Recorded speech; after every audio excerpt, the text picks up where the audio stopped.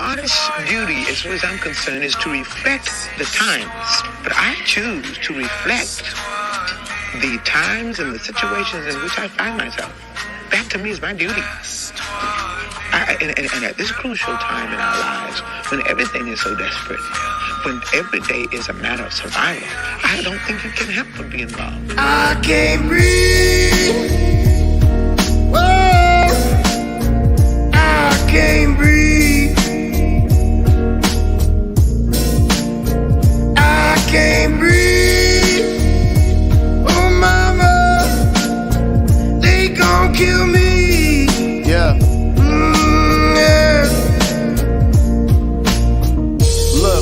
We are gathered here today, cause they rather kill us than hear what the fuck we gotta say. Look, we don't know no other way. We done marched for, voted, got caught, and got sprayed. Look, I wore a uniform in every war and came home locked out of every door. Knocked, but they still ignored. Living in this house that my father built. White babies living off my mama milk. Growing to a monster and they pop the steel. Cameras, but they drop a steel. See my brother screaming for his life. Man, the devil's real. Look, I gave the badge back but kept the gun. Vest too, got a wife and daughter and a couple sons. Bless you, if you in the struggle then you recognize. Respect to you allies that chose to open up your eyes. Because we are the truth, tied away with justice coming. Me and you against the world, look at all the evil running. I can't breathe. I can't breathe.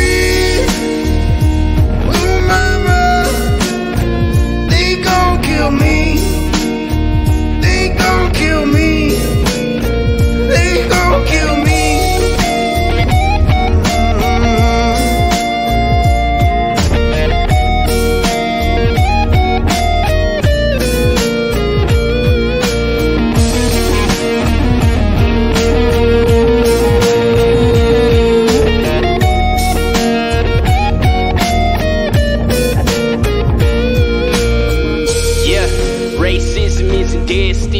By the feds, handcuffed, make us beg. 12, pull the trigger and I'm gone. What the fuck was he on? I ain't never going home. System, they pin the system against us, is wicked. We address it, they ignore it like we speaking fiction.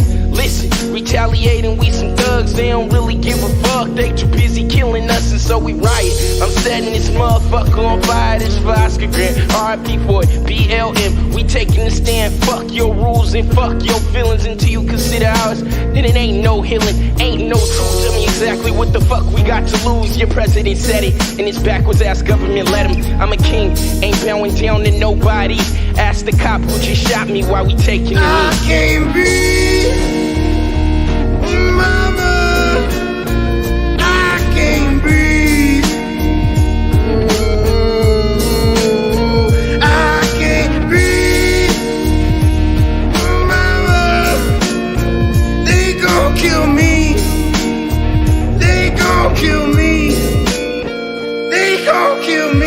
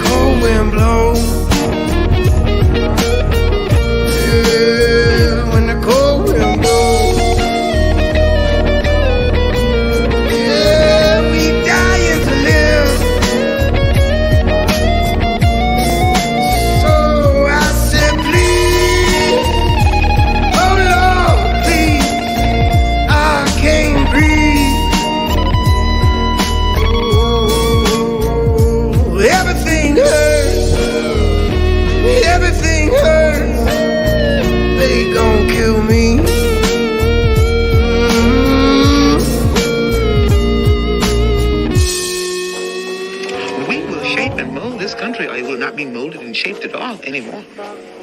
So I don't think you have a choice. How can you be an artist and not reflect the times?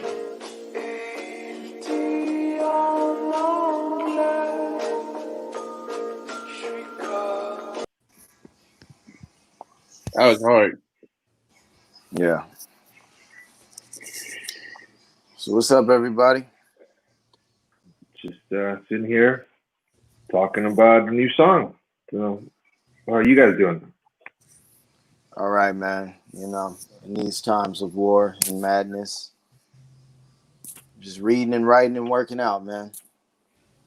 That song, I'm proud of that song.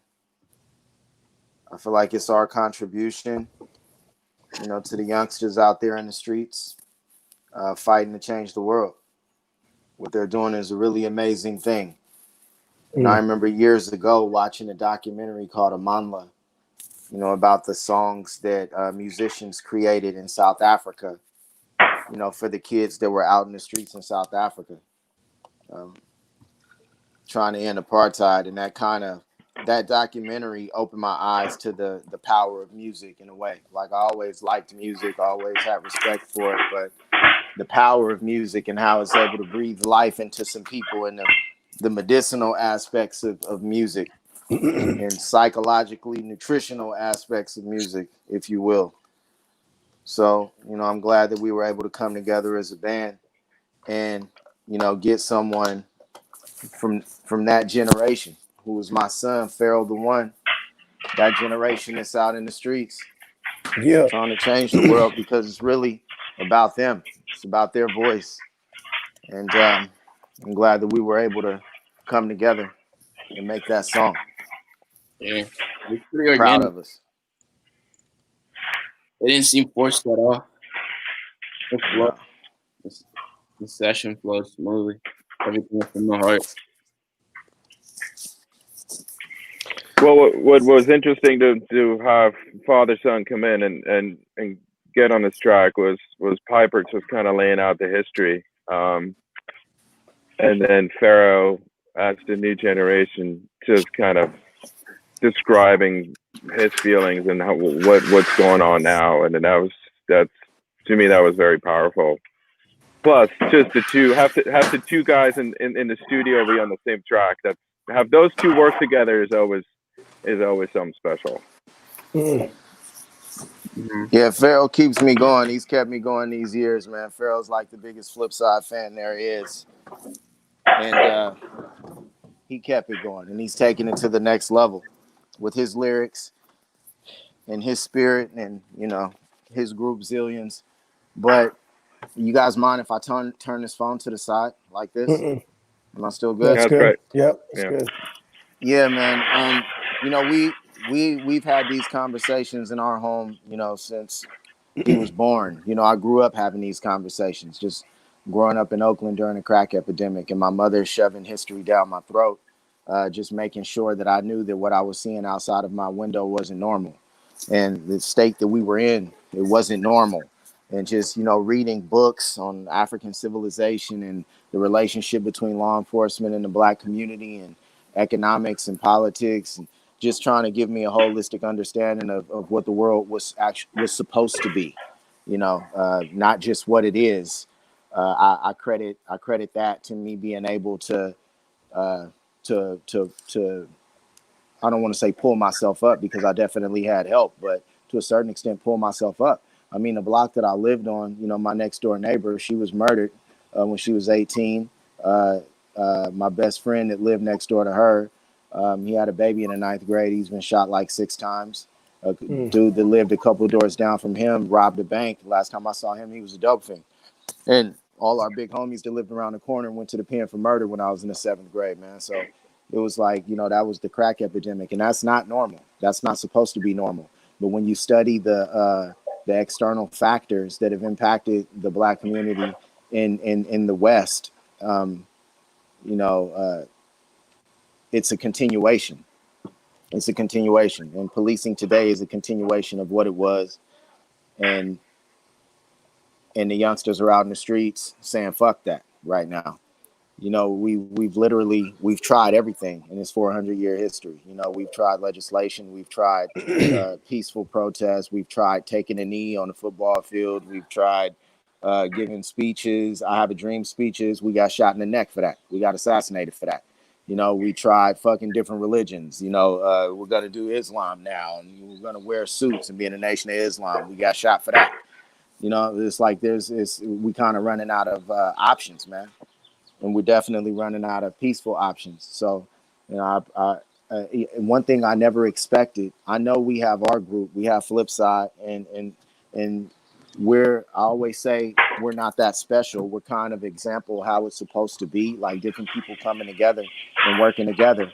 But I remember reading Michelle Alexander's book, A New Jim Crow, in 2011, and in that book, she just lays out how, you know, policing today is a continuation of what it was in the 1600s and 1700s, slave patrols, and, you know, just how it's continued, and how through every time period, you know, law enforcement found a way, the system found a way to use law enforcement as a blunt force object against the Black community to keep them in line and keep them subservient, and how today is a continuation of that. And she was a lawyer.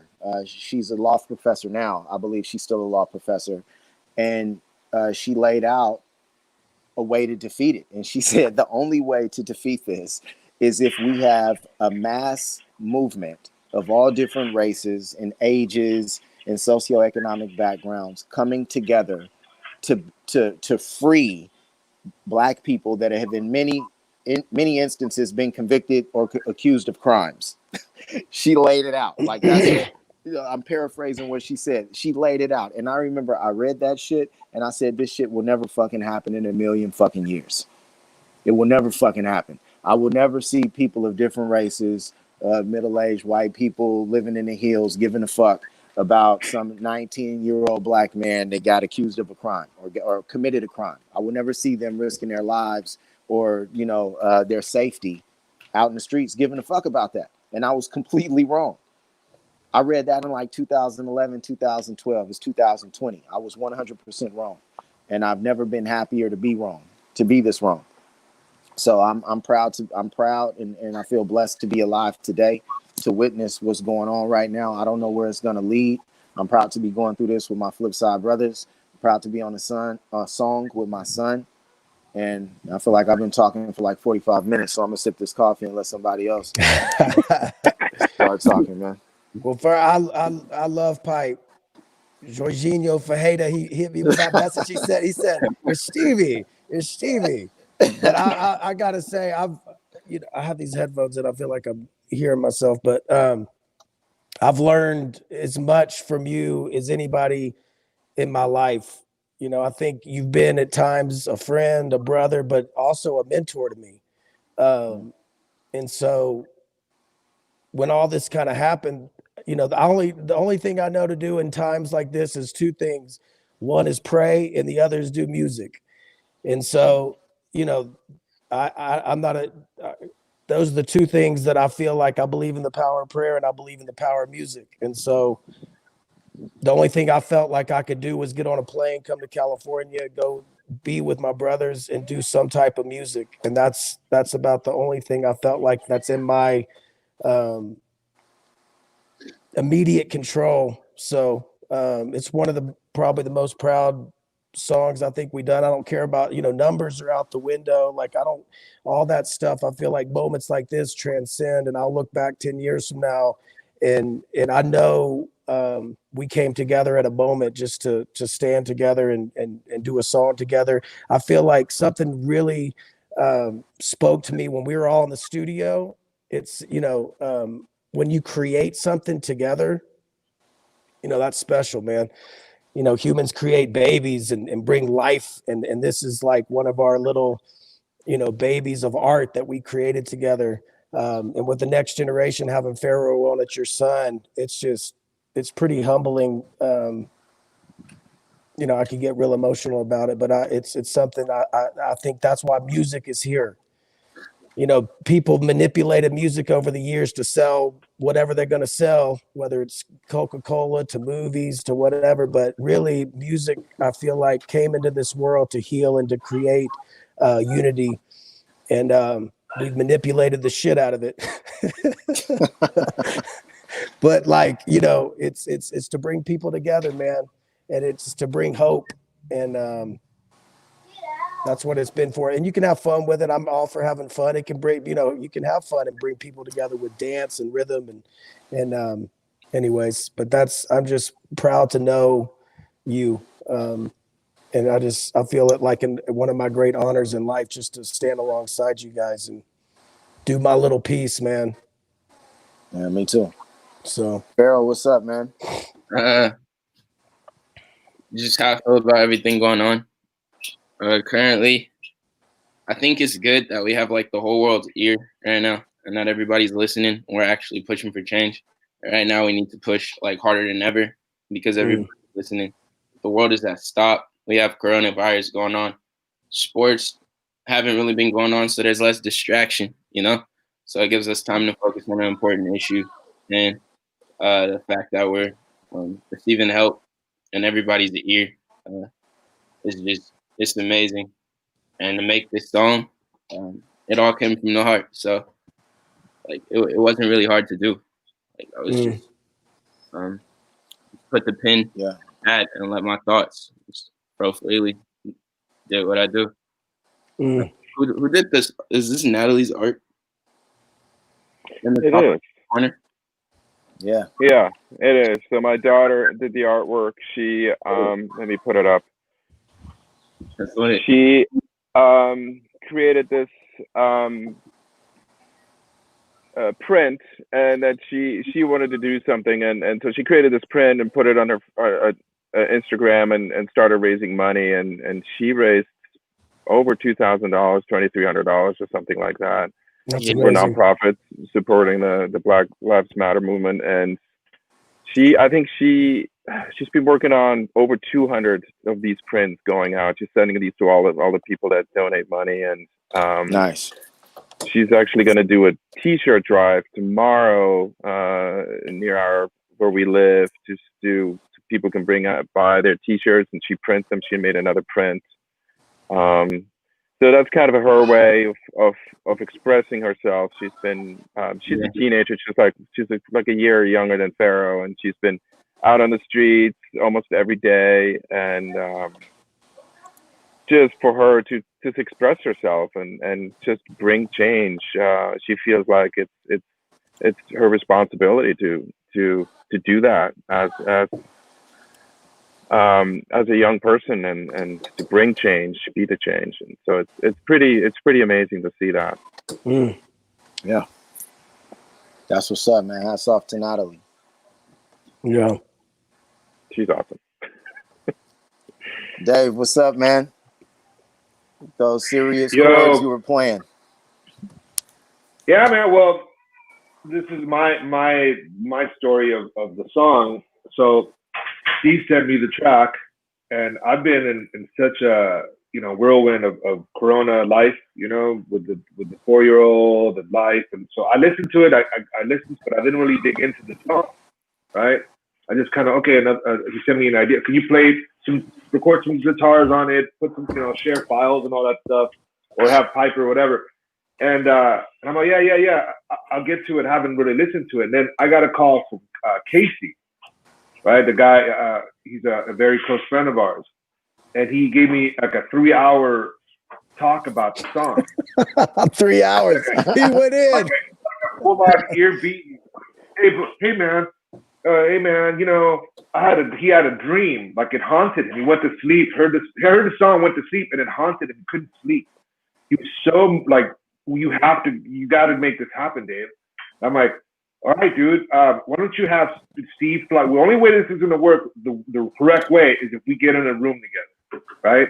Steve's in Denver, and it's like, we can't be like sharing files. You can't share files to this song. You have to be in the room. And so we'll get Steve. As soon as I hung up with Casey, Steve called me. Hey, Bubba, could we do a song? You want to do the song and fly in? Is it cool if I come over today? I'm like, today? Yeah, fuck yeah, let's go. We flew in, and Casey lives like 2 hours away from Richmond, where I'm from. Casey drove from Jackson, right? This is during all the craziness everything that was going on. Curfew, police shutdown. blockade, curfew. It was like a lot and I'm like, I can't go out to San Francisco to pick Steve up at 11:30 at night, right? I got the family. So Casey drove 2 hours to go to San Francisco to drop Steve off, right? Which is like a 3-hour drive or something, right? That's how important it was for him. And so Steve came over, and we spent the day recording the videos and stuff, and then we went to Rato's, and I was done, bro. I was completely tired. I was so tired because I hadn't slept, and and I don't remember a lot of I remember the session like just being like exhausted, and then Casey would, come on, smoke some more weed, or all right, cool, whatever, and then leaving there, and then Pharaoh coming in, and he's, I'm ready for my verse. I'm already got it together, right? And I'm like, oh shit, I don't have nothing on this yet, right? And then so he does his verse, and I'm like, holy shit, tremendous, right? And then I remember he was like kind of like, hey, why don't you fix it a little bit? And Piper's like, nah, it's got to be raw. It's got to be like exactly where he's at right today. You can't overproduce it, you got to let him do his thing. And he was very adamant about that, And then I'm like, well, play the track, and I'll start playing guitar. So we stopped the track, and the Piper's like, why are you stopping the track? I thought you had all this shit done. He got all mad at me. Dude, I can see we're still catching up. Like, it was such a, like, there was a moment where he kind of like, hey, I thought you guys would be done already. I'm like, oh shit, fuck. So I recorded, and I was so tired, dude. I could barely, I don't remember what notes, nothing. And then I remember there's a song we did with DJ Quick called, what's it called? March of Death. And that is one of the most gangster fucking songs we've ever done, right? So and a lot of it was because I played a little bit like Santana in that song. Sometimes I go in, I don't even know what, like, I love Santana. That's the most gangster motherfucker in the world to me. Yeah. That's gangster to me. That's hard. That's Latin. That's fucking, right? So I go in, I love that guy so much that I was so in my like not there, like I was subliminal, just letting it happen, that shit just came out of nowhere. All that shit, you recorded that moment. It wasn't a lot of like, let me do it over again. It was just like, go, and it was just done. And I remember thinking to myself, man, I don't know if I got played as good as those guys, what they did, right? Like Steve's vocals, Pharaoh's verses, Piper. I was like, the leaving going, I don't know if I was that fresh, right? The next morning, Rachel sends the track, and I'm like, oh, fuck. That's Flipsyde. That's like, you have everybody's voice on here. You know what I mean? And it was done. It was like, we did it in a couple hours. We didn't really we were just like, we got it. It's just that moment. And you hear that in the song. You hear that, that tense, that shit was going down that night. And here we are recording. It was so fresh and so new. And you hear it. And I think, to me, that's the most important song we've ever done. That's the most important song. Out of all the songs, I remember on the We the People record, we were getting very, very talking about social stuff. And I grew up, I grew up in Chile. And Víctor had all this music. People got killed for speaking the words, talking about freedom and whatever, right? And so my dad, my sisters were very concerned. I don't know if you want to do that. People got killed. If you start this shit, people, they were scared for me, right? And I'm like, but this isn't more important than it's important. This is important. This is as important as this was to me. This guy, Víctor Jara. Mm-hmm. That's how important that music is to me. So hearing the song, I'm like, damn, we captured the same kind of, like, the same feeling, And they didn't have a lot to work with, but there was emotions, and it changed the world in that part of the world, So that's why it's important. This is the most important song, because this is about right now. And, fuck, man, Pharaoh, the young energy, the young everything, Piper being the next cop. You know what I mean? There's a lot. So, Steve, you sing, so that you came up with the idea of singing George Floyd's last words, right? How did you come up with that? What did you like? Did you hear the beat? How did that come together for you? It came from that video. I just saw the video and I watched that Dave Chappelle. When Dave Chappelle said, I've only heard one other person do that. That was my dad on his deathbed crying for his great grandmother. I don't know if y'all got a chance to see that, but I saw it. Yeah. So I can't, I think I didn't think it was sometimes I write from this hopeful, let's this be like the one love. And it wasn't. It was like the only thing I can do to honor this man is to sing his last words. And so that was the thought, is like, I'm gonna sing his last words. And I just wanted to try to channel. I can't hardly talk. It's just I just wanted to try to channel it. So, well, you did, man. And unfortunately, it's not just his last words; it's the last words of too many different people, man. yeah, it was Eric Garner. KPFA has been, every day they've been, featuring another situation where somebody's last words was "I can't breathe." Mm-hmm. And it's just rough, man. This could be like a 10-part series, this conversation. Yeah. Talking about everything that needs to be talked about. Especially coming from where we all come from. And me having experience in that world of law enforcement, like going in there, and seeing what the inside looks like. Like, this could be a 10-part series, man. We made one song, and we're proud of it. Yeah. Pharaoh, me and Pharaoh were actually, what was it, like last summer? I think when we got back from Africa or something, man. We were talking about doing a project together. It's like, we should just do a father-son project and just talk about, some shit. Just talk about every fucking thing. And and it, the idea eventually went away with me like writing on this TV series and writing these screenplays and, Flipsyde doing our thing. But it came full circle with this. Steve sent that beat and I just let it marinate for 2 or 3 days. Steve kept hitting me, man, did you write your verse yet? I'm like, nah, man, I'm writing this draft of this episode. I wasn't even really thinking about it, but when it became real and it's like, we're going to do this song, immediately Pharaoh popped in my mind. Yeah, when I got the beat, I wrote it like the very next day.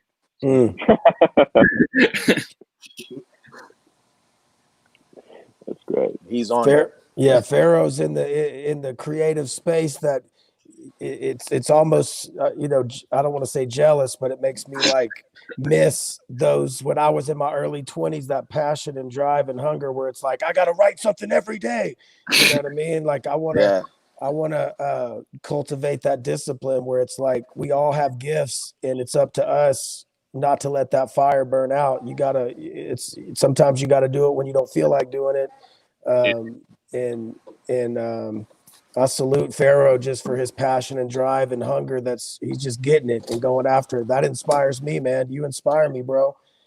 And that's a beautiful thing. Yeah. And I salute him for more than that. I'll tell you why I salute him. I salute him because, like, my wife, she has a PhD in education, and, she was like part of education, not incarceration at UC Berkeley. And me, I got the degree in Black Studies and I was in law enforcement. And so it's like damn near every day of Pharaoh's life, he's gotten a motivational and political speech. Damn near every fucking day of his life, he's gotten a motivational and political speech to where it's like, God damn, to where he's just, I'm just trying to play sports. I'm just trying to be 19. I'm just trying to be in college. I'm just trying to have fun. I'm just trying to rap about girls and kicking it. And then, God damn, fuck all of that shit. I'm not trying to hear it. And then this beat came through, and it's like, Pharaoh, you want to get on this song? Hell yeah, I want to get on this song. And it was written. It was written.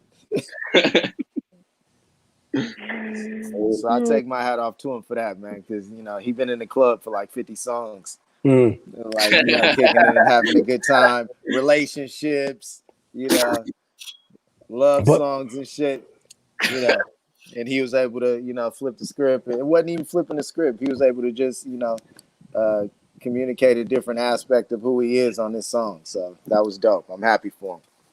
Me too. Pipe, just in switching gears a little bit, like just a question, like I think a lot of people have, just like, where do we go from here?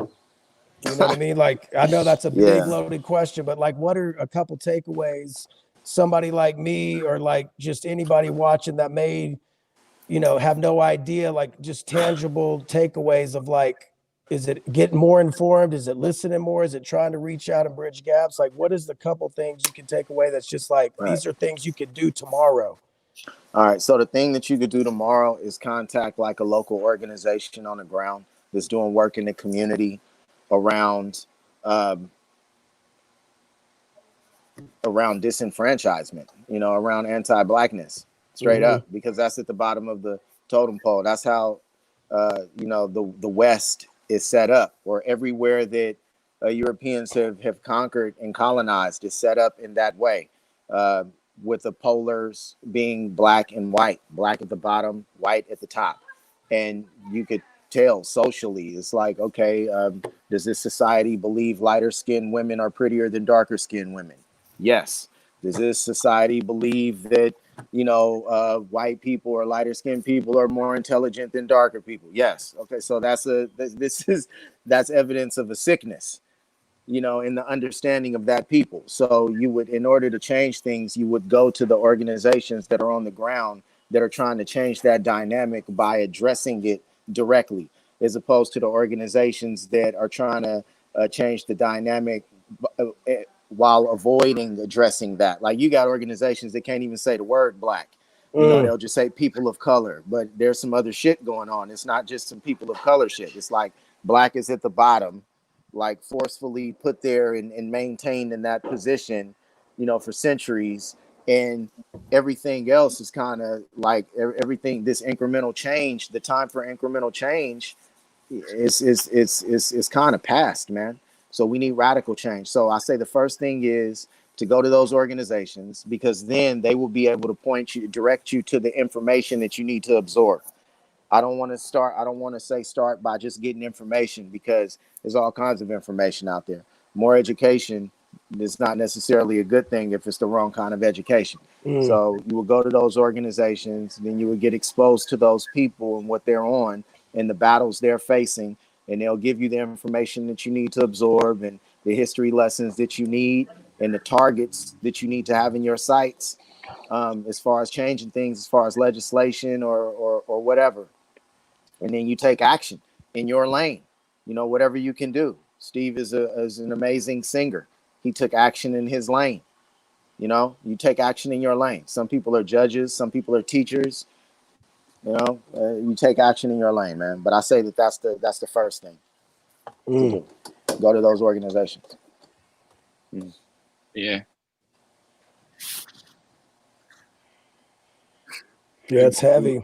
I can already tell, like, I head back to Denver. I live up in the mountains, and I shut the news off, and I go away to this retreat where it's like in the middle of nowhere, 275 acres. And,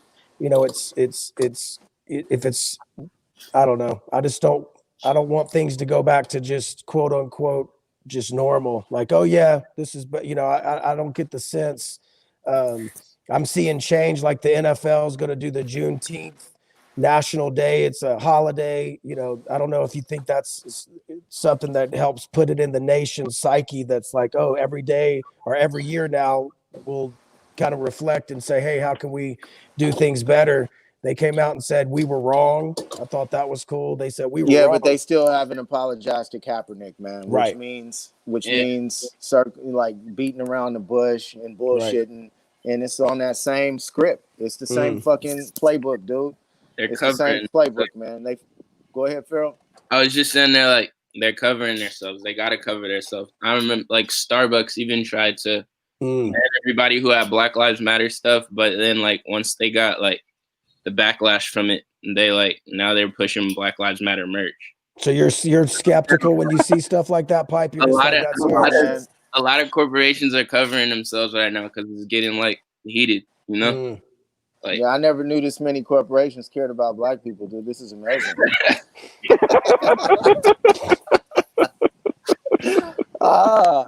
Dude, it's sad. It's sad, man. It's fucking sad when you see things that appear to be solid walls that you cannot break through. But the people raise their voices and protest and start cheering shit up, and then all of a sudden the wall is gone. That's a fucking damn shame. That's a damn shame. It's like these people protested. The only reason those cops are in jail, they murdered George Floyd. The only reason they're in jail is because people started tearing shit up. And that's sad. That's sad. That's sad, dog. Like, justice is not supposed to work that way. And yeah, man. So look, dude, I was working in law enforcement, man. I saw the dynamics. I saw where value is placed. And I know what incremental change looks like. I know what superficial change looks like, and I know what real change looks like. So, you know, we're in a position right now where we need real radical change and not bullshit and not things that are superficial. And, you know, I'm just studying right now. Because, you know, once I formulate, you know, the position that I'm gonna have, I'm gonna have to stand on that. And I know it's gonna cause some shit. But I'm studying right now because I'm trying to see what is really the best way forward from here. I know it's gonna get worse before it gets better. I know that. But what's the best way forward? You know, and I know that if things go back to normal, it'll be the biggest loss of opportunity. It'll go down in the history of the world as a loss of opportunity because the powers that be are gonna do their best to make sure this shit never happens again. So if things go back to normal, there is no normal. It's only gonna get worse. You know, we're at a point where, you know, either we're gonna win or we're gonna lose. There is no normal. Normal is gone. But it's gonna level out at some point. What I mean, will it level out too, though? The tension is gonna like level out. Because everything has now.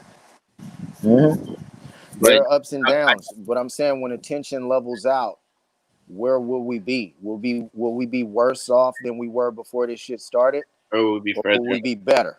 You know?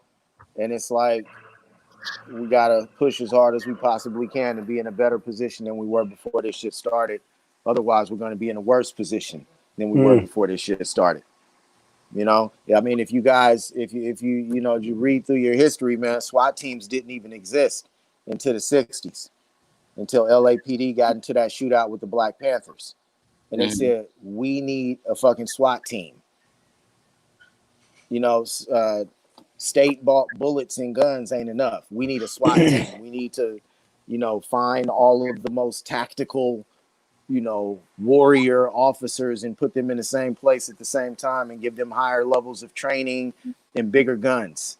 You know, that's what was said in the 60s when SWAT teams were created in direct response to the Black Panthers. Now, damn near every department has a SWAT team. And who are the most valued and respected cops in that department? The dudes on the SWAT team. You know, that's who's respected most. That's who people look up to. You know, that was the response to what was going on in the 60s. So what is going to be the response to what is going on today? You know what I'm saying? In the 60s, no SWAT teams. Today, fucking tanks rolling down the middle of the street. Everybody got AR-15s. Every department got a SWAT team. SWAT teams serving no-knock warrants, kicking in doors, and she taking motherfuckers to jail for drugs. It started off with them in a shootout with the Black Panthers. You know, now they serving warrants to take people to jail for like drug violations and shit. So this is where we are in 2020. That started in the 1960s. What is going to be the response to what's going on today is what I'm saying. You know, motherfuckers, that's what the system does. It reacts to history and tries to make sure that it's never caught in that position again. So, you know, these youngsters, we need to push, need to keep pushing to make sure we land at a place that's good for everybody. For everybody. I just want to appreciate the love in the comments that we're receiving. It's dope. You can see the comments, man. I can't, man. You gotta teach my old ass how to see these comments. I press chat, right? It says Minneapolis loves Flipsyde, so Flipsyde loves Minneapolis. Definitely. Y'all kicked it off. Yeah. Revolution Magazine. What's up? Thanks to Minneapolis. Y'all out there fighting. We love y'all, man. Go ahead, read it, Pharaoh. No, it's going through. I'm posting something. Oh, okay. A lot of people tuning in, so I'm just saying, like, thanks for the love. We appreciate it. I'm happy to be on this live stream. Thanks for inviting me to you guys' family. I gotta show this one, of course. Hey, Switzerland. Switzerland, say it back, yeah. Switzerland is in the building. The beach. Why is he at a beach? That he's in dance. I know. Switzerland? No, there's no palm trees. Switzerland's in the building. India's in the building. Czech Republic's in the building. I'm seeing people from everywhere. That's what's up, man. That's what's up. The thing I want to say, for me, it's really important for anyone tuning in. Share the song, man. Get it to the people. Share it on your page. Talk about it. Get it to the people. We've been trying to get it on Facebook, trying to put ads and pay for them to play it, and we get rejected. I don't know why, but please just share it. Share it with the people. Get the song out to people, and that's you know, I played it for True Justice, and True Justice used it on his show. He opened the show, his show yesterday. And so the people that I've heard it True Justice. Love that dude. Yeah, man, and so he was very moved by the song, and there's a lot of good friends of ours. So yeah, if you could just get it to the people, share it with the people, man, get it out to people, and you know, keep it moving. So True Justice don't complain, bro. He's a trooper. He's just like, hey, we're going forward. I'm starting to think the riots is us, man. We went to India, riots broke out. We come home, and now this shit. They're just following us. Followed us. You guys down to keep talking, or y'all getting tired, or where y'all at? I don't know, man. I think we said enough. You know, I said we played a video. Unless people got questions, we can answer some questions, or you know, Pharaoh want to holler at the people or something, man, or you know, anybody got any questions? I had another question, but I think we'll do it on a part 2 series. Okay. Yeah. All right, let's play the video too to end it all. It was great. All right. Everybody stay safe. Yeah. Y'all be safe out there, man. An artist's duty, as far as I'm concerned, is to reflect the times. But I choose to reflect the times and the situations in which I find myself. That to me is my duty. And at this crucial time in our lives, when everything is so desperate, when every day is a matter of survival, I don't think you can help but be involved. I can't breathe. Whoa. I can't breathe. I can't breathe. Oh, mama, they gon' kill me. Yeah.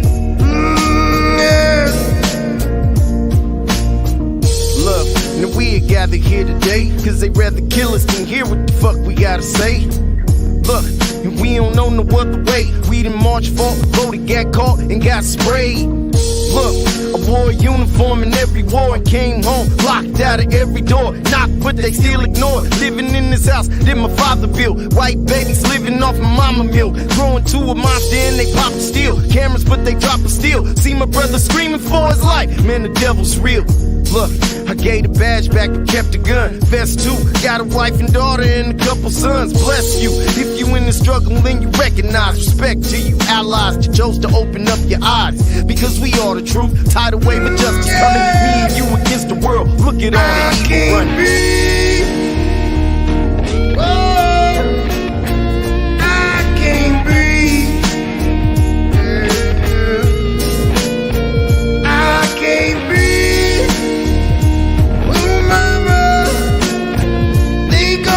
Me. They gon' kill me. They gon' kill me.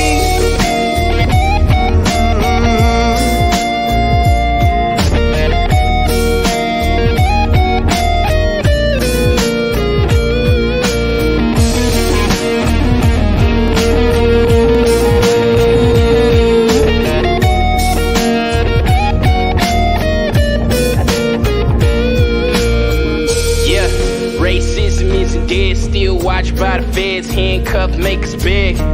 12, pull the trigger and I'm gone. What the fuck was he on? I ain't never going home. System, they pin the system against us, is wicked. We address it, they ignore it like we speaking fiction. Listen, retaliating, we some thugs. thugs, they don't really give a fuck. They too busy killing us and so we riot. I'm setting this motherfucker on fire, this for Oscar Grant. RIP for it, BLM, we taking a stand. Fuck your rules and fuck your feelings until you consider ours. Then it ain't no healing, ain't no truth. Tell me exactly what the fuck we got to lose. Your president said it, and his backwards ass government let him. I'm a king, ain't bowing down to nobody. Ask the cop who just shot me while we taking the knee. I can't breathe, mama. I can't breathe. I can't breathe, mama. They gon' kill me. They gon' kill me. They gon' kill me.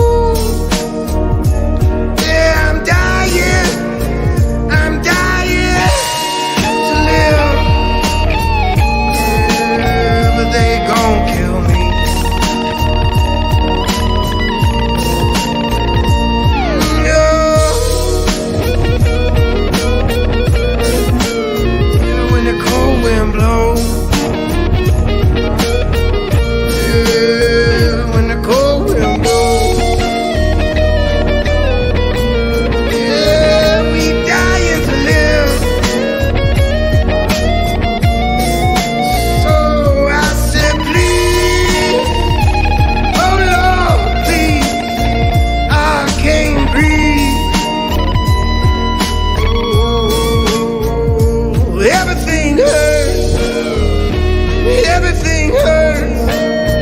They gon' kill me.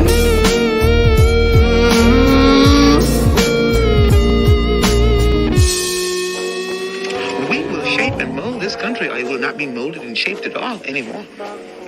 So I don't think you have a choice. How can you be an artist and not reflect the times?